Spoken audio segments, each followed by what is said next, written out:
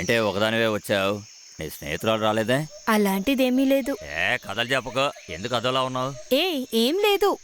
హే, ఏదో దాస్తున్నావులే. నాకు చెప్పు. లేదు, అలాంటిదేం లేదు.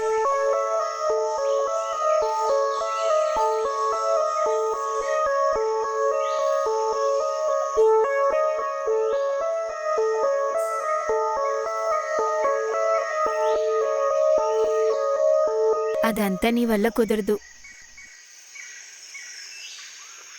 నాకు కొన్ని వస్తువులు కావాలి. సాయంత్రం లోపల దొరకపోతే పూజారి తిడతారు. ఈరోజు తనకి ఒంట్లో బాలేదు. దీనికా నీకు దిగులుగా ఉందా? దీనికెందుకు ఫీల్ అవుతున్నావు? సరే, నీకు ఏం కావాలి? నీకు ఏం వస్తే అది కోసిస్తాను. అదంతా నీ వల్ల కుదరదు, వదిలే.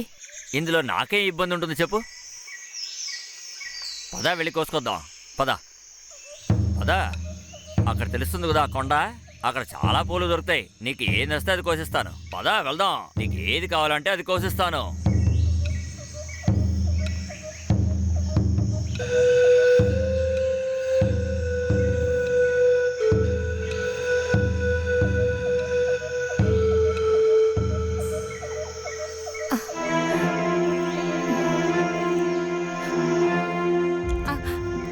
వద్దు, ఎవరైనా చూస్తారు. ఇప్పుడు వద్దు. ఇక్కడ ఎవరు లేరు.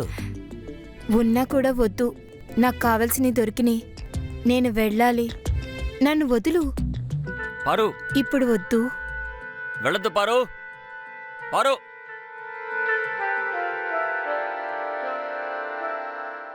ఈ నూనె ఒళ్ళంతా రాసుకో.